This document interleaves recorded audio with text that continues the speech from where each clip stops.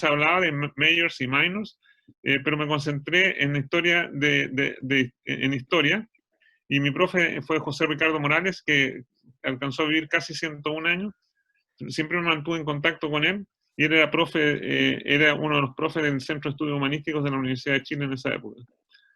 Y yo tomé 3 cursos con él, tomé un curso de Historia de la Arquitectura, que me encantó, era súper buen profe y nos daba una visión distinta de las cosas, y no soy experto en arquitectura, pero aprecio un montón a raíz de los ojos que él nos mostraba. También tomé un curso de Historia de la Pintura, y por último un curso de Historia del Teatro, y él era uno de los fundadores, o no fundadores, pero uno de los primeros autores de Teatro del Absurdo, y nos hizo representar como parte del curso, representar parte de la cantante calva de Ionesco. Y como que yo no me daba cuenta que sistemáticamente, fuera de mi disciplina, yo me inclinaba por la historia, y por eso me sirvió en dar esta charla. Después, por pura coincidencia, cuando fui a estudiar a Princeton, había una sociedad, en el pueblo había una sociedad de familias que ayudaban a los estudiantes extranjeros, que era súper útil porque mi inglés era pésimo, no conocía a nadie, etc. Y en ese patio que se ve ahí, de donde yo vivía en el Graduate College, todos los domingos, bueno, en los domingos de buen tiempo, en los domingos de mal tiempo, lo hacían en el interior, las familias preparaban té para los estudiantes graduados extranjeros. Y además nos asignaban una familia a nosotros, y por casualidad del destino me asignaron un historiador, Jordan Young, que también falleció el año 2016, y con el cual me mantuve en contacto siempre. Él hizo su doctorado en Princeton en el año 53, y era experto en historia de Brasil y de Chile, y visitó Chile en la década de los 60. Y establecí un súper buen contacto con él. Él se casó con una señora brasilera, y era una familia súper, súper amable, así que también reconozco la influencia que tuvo haberlo conocido, y eso fue por pura casualidad. O sea, tomar cursos con José Ricardo Morales fue mi elección, que me hayan asignado a Jordan Young, supongo que era porque él conocía Chile bien. Y después, cuando fui postdoc, conocí a 2 historiadores, pero historiadores de la ciencia, de primer nivel. Uno era Abraham Pais, que también falleció en 2016, como mala onda en 2016. Y él es uno de los autores de libros súper conocidos de historia de la ciencia. Él escribió Satellites the Lord, que es la biografía súper buena de Albert Einstein, se las recomiendo. También escribió Niels Bohr Times, los tiempos de Niels Bohr. Y él fue contemporáneo de toda esa gente. O sea, él fue asistente de Albert Einstein, fue asistente de Niels Bohr, y yo lo conocí en su época en que fue profesor de Rockefeller en Nueva York, donde yo hice mi postdoc. Y además era divertidísimo. O sea, más me acuerdo de los chistes que contaba. No, estoy deseando, pero contaba chistes súper buenos, y era un súper buen escritor. Y por último, quizás la menor influencia, pero también fue interesante para mí, un profesor de Historia de la Ciencia, que sacó un doctorado en Historia no me acuerdo en qué universidad, pero era profesor en la Universidad de Yale, y él era amigo de los profes míos de Rockefeller University, y cada 2 o 3 semanas venía a dar un seminario sobre distintos tópicos de Historia de la Ciencia. Así que realmente yo no había pensado esto hace mucho tiempo, pero tuve una influencia bastante cercana de varias gente aficionada a la historia. Y como decía Claudio, o como decía Rafael, a mí desde que yo era alumno, cuando entré a la universidad, yo entré en un año súper complicado, en el año 1968, el año de la Revolución de Estudiantes en París y en Santiago y en todas partes del mundo. Y siempre desde ese entonces me interesé o sea, siempre en el colegio también me interesaba la historia, pero tratar de relacionar lo que aprendía en física, matemáticas e ingeniería con conocimientos, con relación con historia. Y por 2 razones, porque me encantaba, y la otra razón práctica es que si uno adorna las cosas y le pone adornos especiales, entonces es mucho más fácil acordarse. O sea, para mí es mucho más fácil acordarse si visto un teorema, si visto un resultado con sus autores y sus familias, etc. Y no se me olvida más. Así que es un recurso además para mantenerme alerta. Bueno, y a propósito de eso, me pasaron súper hartas aventuras en la vida. O sea, fui cayendo en aventura tras aventura. Les voy a contar algunas de las aventuras que me han pasado. Yo fui estudiante de ingeniería eléctrica en la Chile, y también por eso mismo me interesó la historia.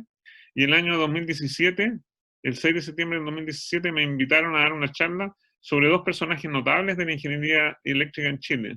A lo mejor ustedes han oído hablar, a lo mejor no, pero uno era Arturo Salazar y el otro era Luis Segers.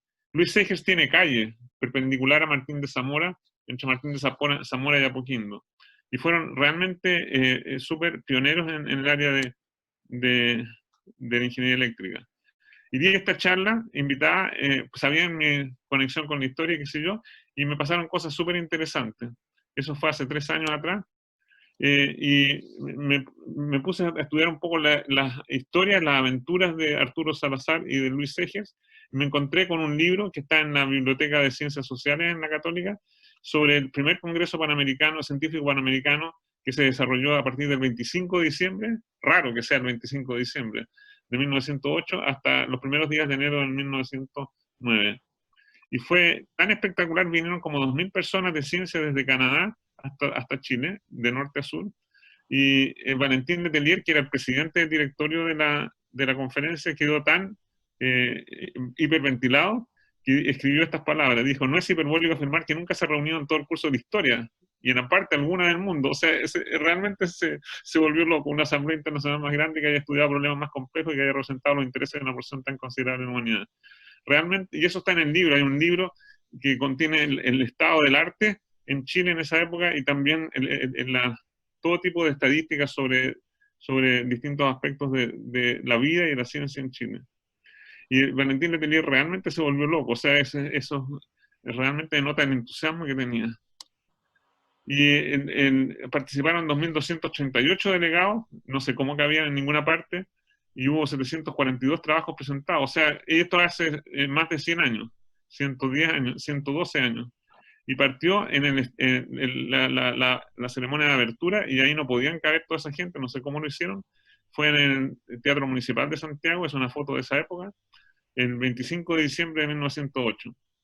Y también hay fotos que no las quise poner acá, pero de unas ceremonias que se realizaron en La Moneda al año siguiente. O sea, en la semana siguiente, digamos, principios de enero. Y uno de los promotores de esto fue Arturo Salazar, que fue autoinstruido, era experto en ingeniería eléctrica, pero hasta donde yo sé, no tuvo una educación formal, y hizo montones de aportes a la ingeniería en Chile. Y una de las cosas entre otras cosas, fue el primero que hizo transmisiones de radio en Santiago, también se preocupó de la iluminación eléctrica en Santiago. Él con Luis Segers son conocidos por haber hecho la primera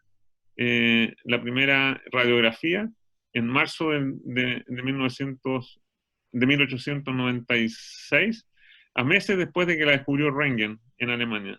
Como 3 meses después, era notable. No les puse la foto, tengo la foto de la primera radiografía. Y lo increíble es que esta gente era súper conectada. Y esta es una foto de un almuerzo que hicieron a raíz del Congreso a principios de enero. Y el cuarto de izquierda a derecha es un personaje súper famoso en la historia de la física, que es Albert Michelson, que hizo el experimento de Michelson-Morley para demostrar que el éter como conductor de las ondas electromagnéticas no existía.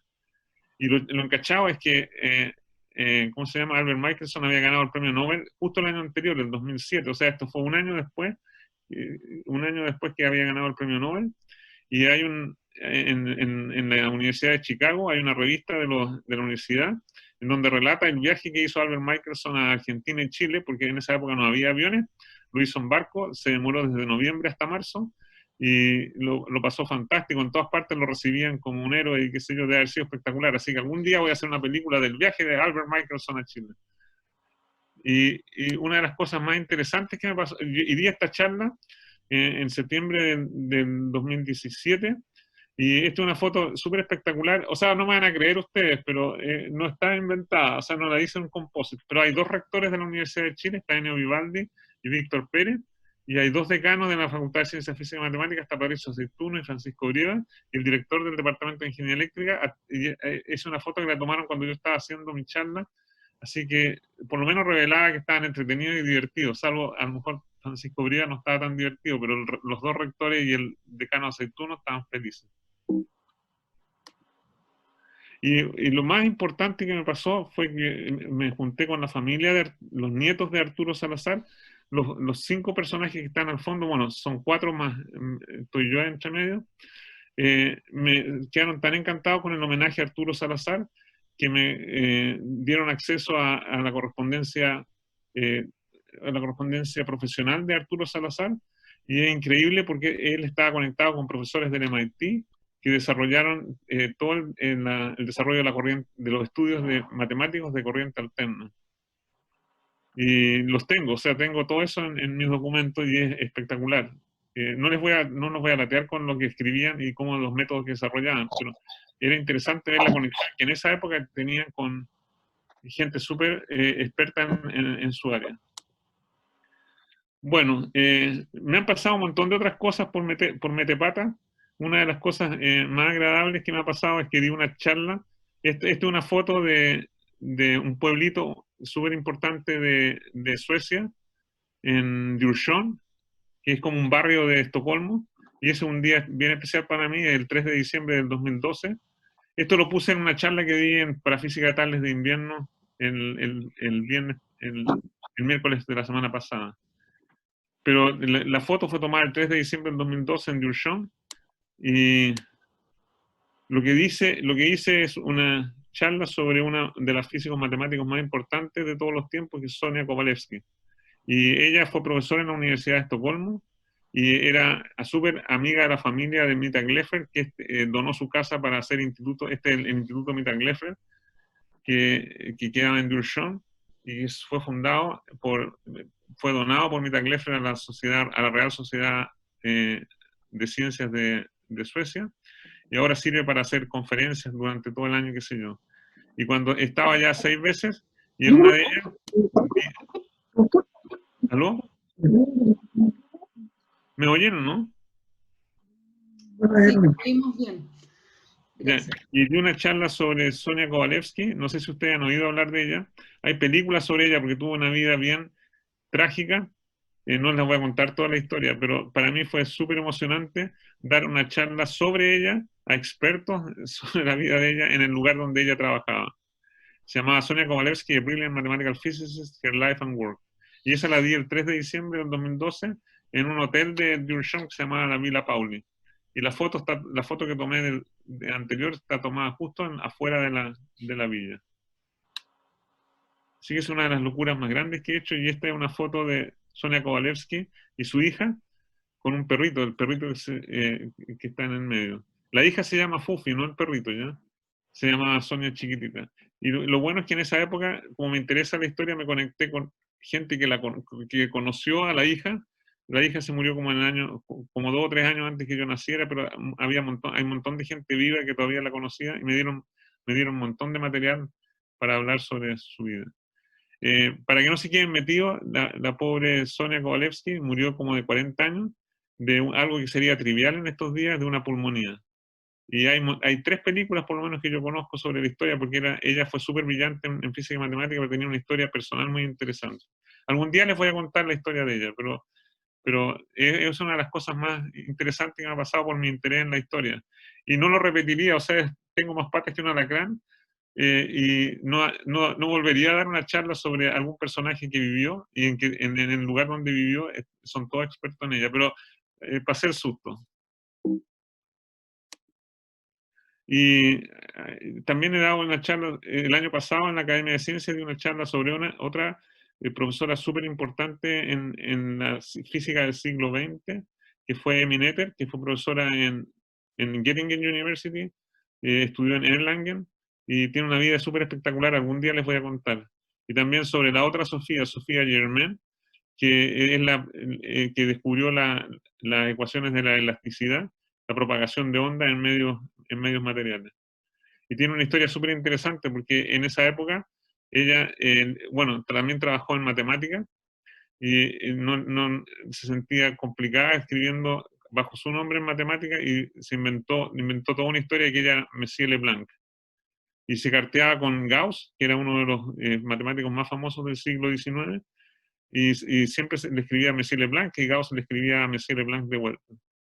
Y la cuestión es que justo en las guerras napoleónicas, en la invasión del norte de Alemania por Napoleón, a Sophie Germain le dio susto que lo fueran a matar, como mataron a Arquímedes en la guerra en Siracusa, y ella conocía a uno de los militares que iban los militares franceses, y le pidió exactamente que por favor lo protegieran. Y entonces, cuando llegaron a la casa de Gauss, Gauss le preguntó, ¿y quién manda esto? Y le dijeron, Sophie Germain. Y ahí Gauss escribió era súper buen escritor, y escribió una de las cartas más bonitas que yo he visto en mi vida, que estaba contento de saber que, bueno, o sea, no se explica por qué, o sea, se explica obviamente, pero estaba súper contento de saber que ella era Sophie Germain y no Messier Leblanc. Algún día les voy a contar, pero entre mi aventura, por mi interés en las dos Sonias, escribí o sea, después les voy a contar eso mejor. Ya, acuérdense de las dos Sonias, después les voy a contar eso. Y esta otra de mis aventuras en el mundo, el año 2016, di una charla de historia sobre el desarrollo de la electricidad y magnetismo en el Atlanta Science Tavern, en la ciudad de Atlanta. Yo conozco gente de la Universidad de Georgia Tech, que he ido muchas veces a colaborar en física y matemáticas, pero no en historia. Pero como sabían mi interés por la historia, me invitaron del Atlanta Science Tavern, que es como la taberna, se llamaría la taberna de la ciencia de Atlanta, y di una charla que se llamaba An Evening Lecture Near Piccadilly Circus That Changed the World. Y fue súper notable porque hubo como 400 personas, y también lo pasé súper planchoso porque hablar en inglés sobre todo este tema, pero está grabado, así que si alguna vez la quieren escuchar, fantástico. Y uno de los temas que más me gusta era auspiciado por Emory, Georgia Tech y el Atlanta Science Tavern. Ojalá tuviéramos un Atlanta Science Tavern, o sea, en equivalente al Atlanta Science Tavern en Chile. No sería tan raro, sería estupendo. Y les conté toda la historia de una de las instituciones. Acá en Chile les gusta cambiar las instituciones todo el tiempo. CONICIT acaba de morir, y ahora tenemos la ANIT, pero en Inglaterra hay instituciones que llevan más de 200 años haciendo ciencia, y una de ellas es el Royal Institution, que está en la calle, no sé si alcanzan a ver esta transparencia, pero está en Albemarle, y lleva 200 años en ese mismo sitio, y una de las cosas que ellos hacen es difusión científica, o sea, hacen investigación. Es la institución que más premios Nobel en física ha tenido a lo largo de la historia, pero cerca de la Navidad de todos los años hacen lo que se llama el Christmas Lecture, y se transmite ahora por la BBC. Y son charlas de difusión sobre distintos temas de ciencia, no de física en general, o sea, no solo de física, sino que de ciencia en general. Y por eso es una de las cosas que me atrae. Y este es sitio, el Burlington House en Londres, es el sitio donde estaba el Royal Society en el siglo XIX, y ahí Maxwell expuso sus papers fundamentales sobre la naturaleza de la luz y el hecho de que la luz era una onda electromagnética. Pero no voy a entrar en física, así que me voy a saltar de aquí para adelante, no voy a hablar nada más. Pero ese día, el 8 de diciembre de 1864, fue un día espectacular en la historia de la física. Ya, y esto es lo más loco que he hecho en mi vida. Esto sí que es loco. Cuando yo entré a estudiar ingeniería en la Chile, teníamos un curso que se llamaba, o sea, no en primer año, en tercer año teníamos un curso que se llamaba Mecánica Clásica 2. Y en Mecánica Clásica 2 nos enseñaban, empezaban los cursos con un tópico que se llamaba Cálculo de Variaciones. No los voy a saturar qué es lo que es cálculo de variaciones ni nada. Y nos contaban la historia de la reina Dido. Este es un cuadro de un grabado de Matthäus Merian de Elder, que fue publicado en 1630. Y aquí aparece una versión en pintura de algo que está escrito en varios libros, pero en particular está escrito en la Eneida de Virgilio. Y cuando la pobre reina Dido, que había escapado, ella venía de Tiro, de lo que sería hoy día el Líbano, pero era Fenicia en esa época.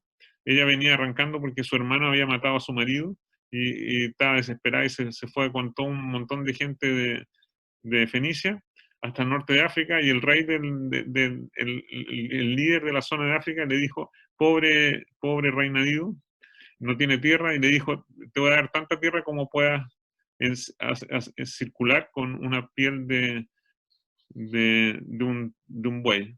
Y ahí está está un señor cortando la piel del buey, y lo que ella hizo es cortándolo en tirita. Está mejor descrito en otro libro. lo cortó en tirita. Esto no sé si no sé si es cierto, pero es entretenido.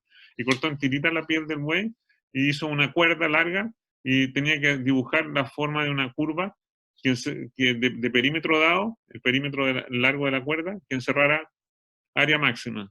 Y es un problema matemático que es súper importante y el resultado es conocido. La forma que tiene esa área es un círculo y en realidad estaba en el mar, así que es un semicírculo con una línea recta que pasaba por la costa del mar. Y esa fue la fundación de Cartago. Y para mí, desde ese entonces, esa fue la primera vez que lo vi, debe haber sido como a mediados del año 70, y me quedé como chiflado de algún día organizar una conferencia en Cartago. Y resultó que conocía, a través de un compañero mío de doctorado, conocí a un estudiante tunecino, donde está Cartago ahora. Y lo convencí de que hiciéramos una conferencia en Cartago. Esa es una de las cosas más locas que he hecho en mi vida, pero a raíz de mi interés por la historia.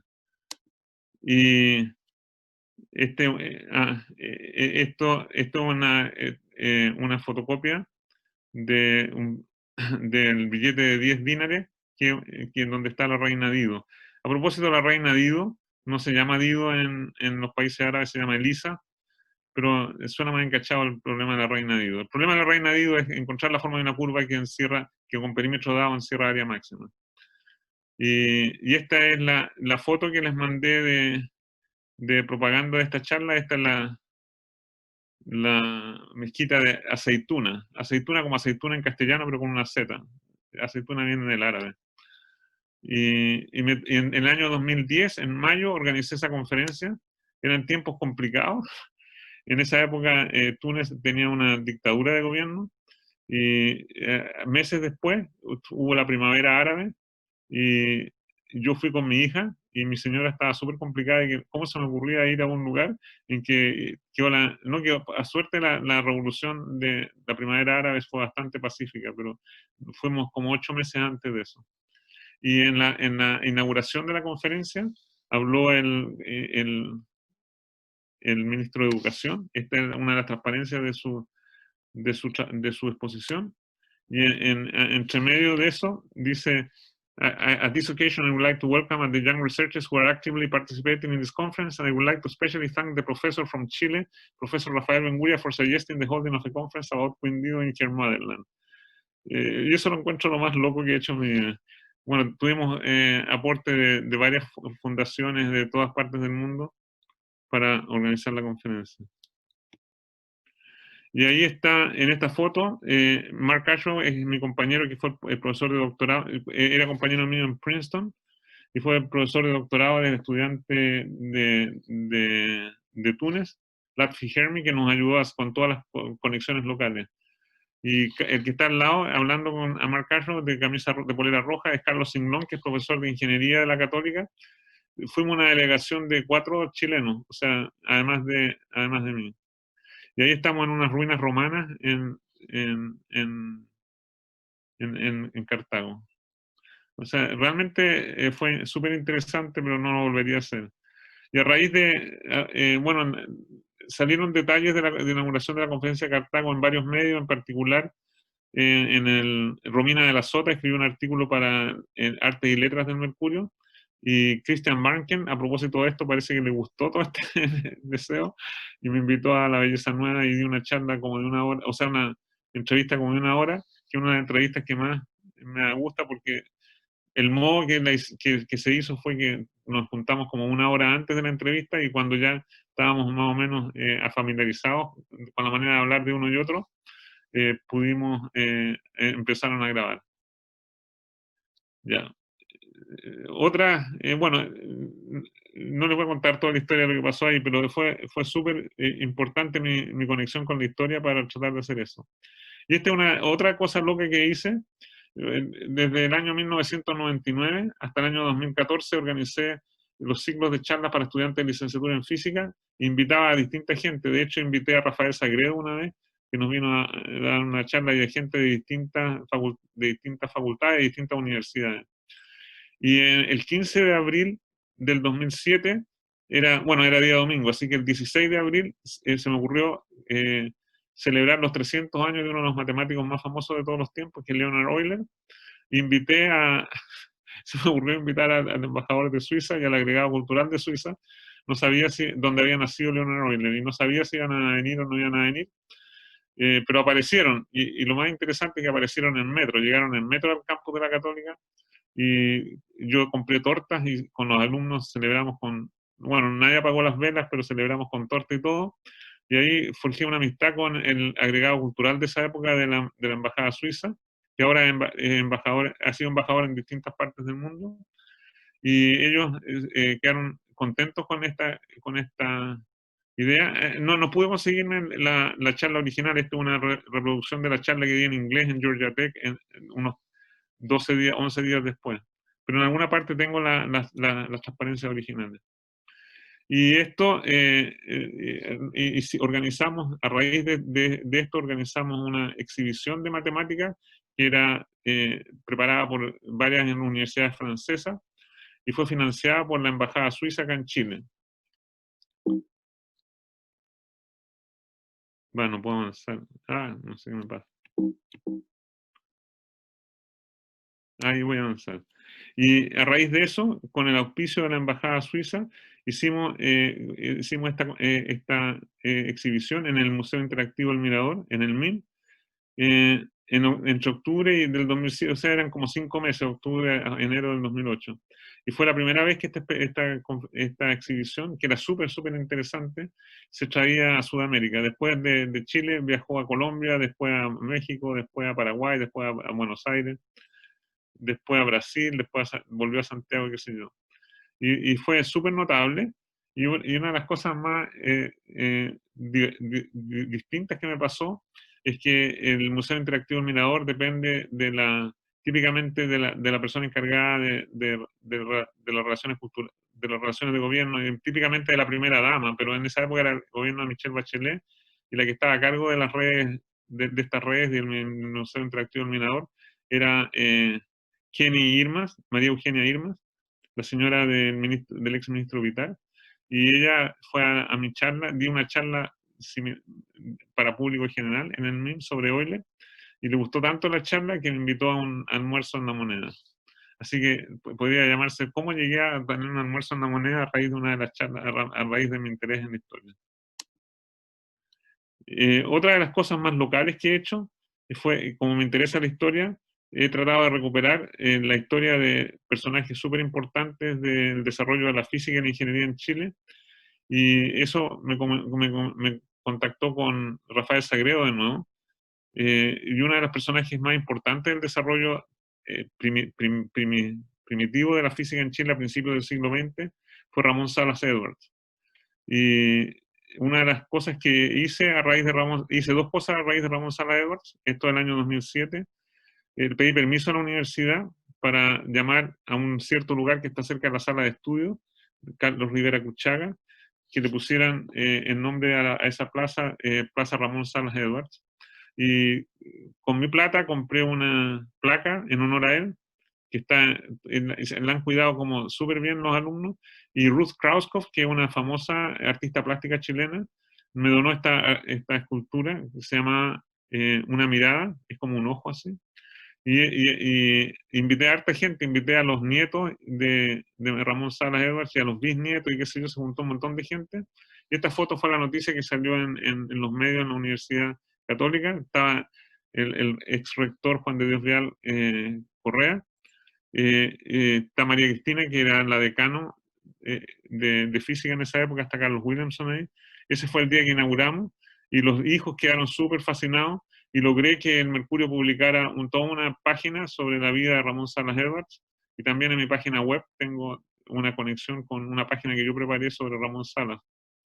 Y en conexión con la Facultad de Historia, Rafael Sagredo me pidió que le dije, cuando hicieron la biblioteca en el Bicentenario de los 100 libros que eran importantes en el desarrollo histórico chileno, me pidió que le mencionara algunos libros de física y matemática, y le nombré varios, pero el único que logré que publicaran fue el libro del descubrimiento crítico de los canales. Ramón Salas Edwards era ingeniero de fluidos, que es súper notable. Algún día les voy a contar la historia de ese libro, pero les quedó súper bien, lo hicieron Cristian Escauriacia, y Jorge Gironaz de Ingeniería Eléctrica fueron los que hicieron el prólogo. Y con eso estoy justo en la hora, así que podría seguir contándoles aventuras locas, pero estamos a las 2:40, así que quería parar acá y muchas gracias.